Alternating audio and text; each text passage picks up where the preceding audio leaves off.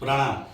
કેબીસા વિનય મંદિરમાં હું અને મારો પરિવાર અમે નાનપણથી ભણેલા અને આ કેબીસા વિનય મંદિરના અમે જે જ્ઞાન મેળવ્યું એનાથી અમે લોકોએ ખૂબ જ સારી એવી પ્રગતિ કરી. એના ખૂબ જ આભારી છે કેબીસા મંદિરના.